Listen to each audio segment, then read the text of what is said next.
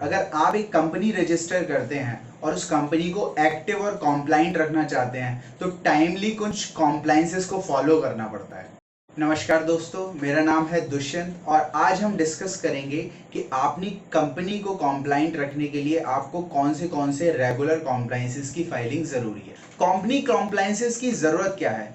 जब कंपनी बन जाती है तो लोग पूछते हैं कि इसके कॉम्प्लाइंसेस को फॉलो करना ज़रूरी क्यों है। अब कॉम्प्लाइंसेस को फॉलो करने की ज़रूरत इसलिए पड़ी क्योंकि गवर्नमेंट ने कुछ रेगुलेशंस निकाले हुए हैं। उन रेगुलेशंस के अकॉर्डिंग अगर आप अपनी कंपनी को फॉलो नहीं करेंगे तो वो कुछ लीगल पेनल्टीज को फेस करेगी। तो कंपनी को सेफ और हेल्थी रखने के लिए और लीगली कॉम्प्लाइंट रखने के लिए आपको ये एनुअल फाइलिंग्स और ये कॉम्प्लाइंसेस को फॉलो करना पड़ेगा और इस वजह से कंपनी के कॉम्प्लाइंसेस फाइल करना बहुत ज़रूरी हो जाता है। कॉम्प्लाइंसेस के क्या क्या टाइप्स होते हैं? बेसिकली कॉम्प्लाइंस को 3 पार्ट्स में डिवाइड किया गया है। पहला पार्ट कंपनी इनकॉर्पोरेशन के जस्ट बाद, दूसरा एनुअली और कुछ कॉम्प्लाइंस जो इनकॉर्पोरेशन के बाद इवेंट बेस्ड हो जाते हैं। अब डिस्कस करेंगे कि कंपनी बनने के जस्ट बाद कौन से कॉम्प्लाइंसेस हमें फॉलो करने हैं। तो इसमें 2 मेन कॉम्प्लाइंसेस आते हैं, एक ADT1 और एक INC-20A।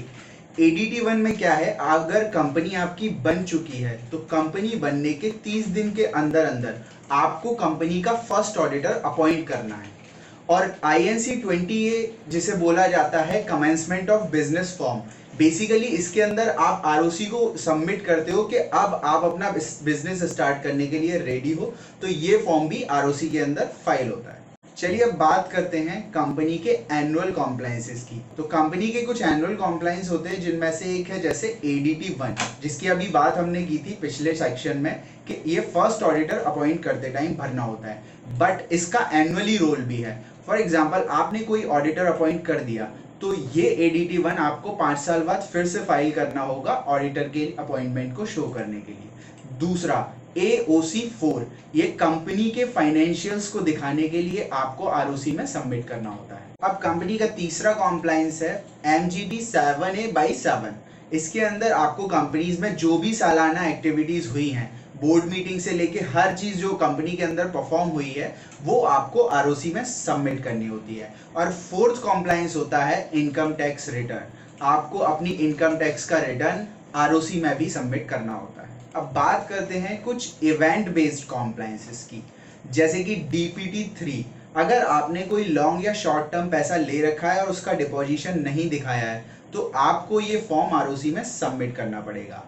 दूसरा है DIR-12। अगर आपको कंपनी में डायरेक्टर चेंज करने हैं तो आपको DIR-12 को सबमिट करना हो। तीसरा है MGT-14। इसके अंदर अगर आप कंपनी के MOA AOA में कुछ भी चेंज करना चाहते हैं तो वो आपको ROC में ये फॉर्म सबमिट करना है। और लास्ट है आपका INC-22।